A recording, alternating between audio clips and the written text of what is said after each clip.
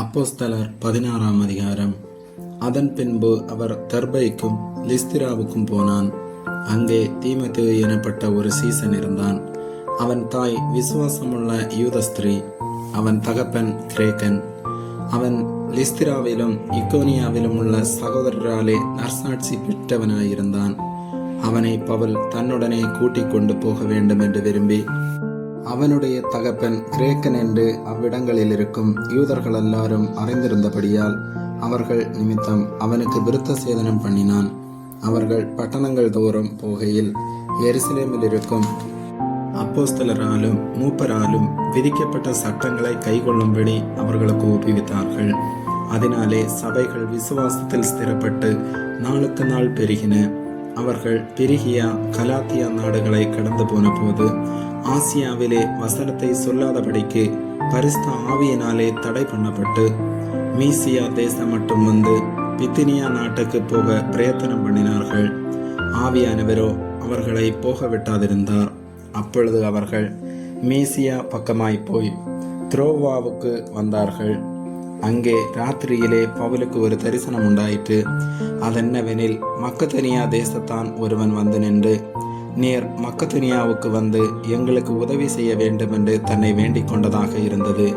அந்த தரிசனத்தை அவன் கண்டபோது, அவர்களுக்கு சுவிசேஷத்தை அறிவிக்கும்படி கர்த்தர் எங்களை அழைத்தார் என்று நாங்கள் நிச்சயித்து கொண்டு உடனே மக்கதனியாவுக்கு புறப்பட்டு போக பிரயத்தனம் பண்ணி துரோவாவில் கப்பலேறி சாமோத்ராக்கே தீவுக்கும் மறுநாளிலே நேப்போலி பட்டணத்துக்கும் நேராய் ஓடி அங்கே இருந்து மக்கதோனியா தேசத்துக்கு நாடுகளில் ஒன்றிற்கு தலைமையானதும் ரோமர் குடியேறினதுமான பிலிப்பு பட்டணத்துக்கு வந்து அந்த பட்டணத்திலே சில நாள் தங்கியிருந்தோம்.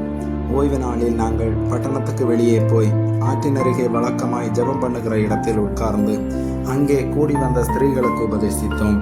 அப்பொழுது தியத்தீரா ஊராளும் இரத்தாம்பரம் விற்கிறவளும் தேவனை வணங்குகிறவளுமாகிய லீதியாள் என்னும் பேருள்ள ஒரு ஸ்திரீ கேட்டுக்கொண்டிருந்தாள். பவுல் சொல்லியவைகளை கவனிக்கும்படி கர்த்தர் அவள் இருதயத்தை திறந்தருளினார். அவளும் அவள் வீட்டாரும் ஞானஸ்நானம் பெற்ற பின்பு அவள் எங்களை நோக்கி, நீங்கள் என்னை கர்த்தரிடத்தில் விசுவாசம் உள்ளவன் என்று எண்ணினால் என் வீட்டிலே வந்து தங்கியிருங்கள் என்று எங்களை வருந்தி கேட்டுக்கொண்டாள். நாங்கள் ஜெபம் பண்ணுகிற இடத்துக்கு போகையில் குறி சொல்ல ஏவுகிற ஆவியை கொண்டிருந்து குறி சொல்லுகிறதினால் தன் எஜமான்களுக்கு மிகுந்த ஆதாயத்தை உண்டாக்கின ஒரு பெண் எங்களுக்கு எதிர்பட்டாள். அவள் பவுலையும் எங்களையும் பின்தொடர்ந்து வந்து, இந்த மனுஷர் உன்னதமான தேவனுடைய ஊழியக்காரர், இரட்சிப்பின் வழியை நமக்கு அறிவிக்கிறவர்கள் என்று சத்தமிட்டாள்.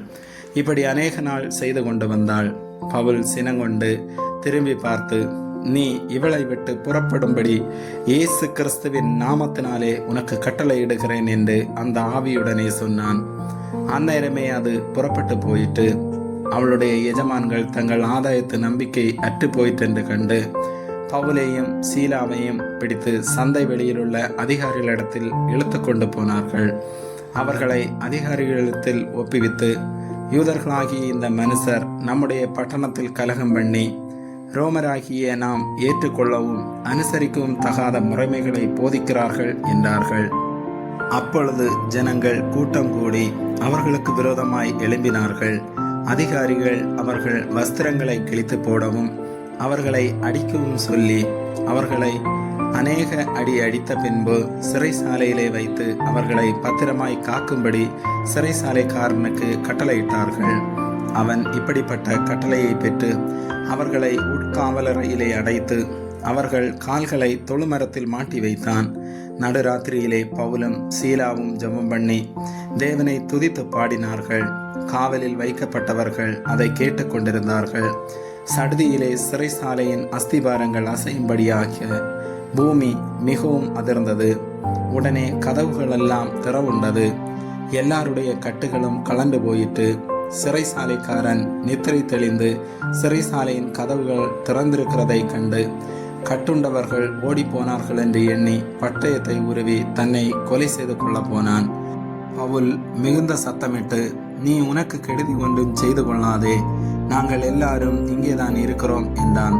அப்பொழுது அவன் தீபங்களை கொண்டு வர சொல்லி உள்ளே ஓடி நடுநடுங்கி பவுலுக்கும் சீலாவுக்கும் முன்பாக விழுந்து அவர்களை வெளியே அழைத்து வந்து, ஆண்டவமாரே, ரட்சிக்கப்படுவதற்கு நான் என்ன செய்ய வேண்டும் என்றான்.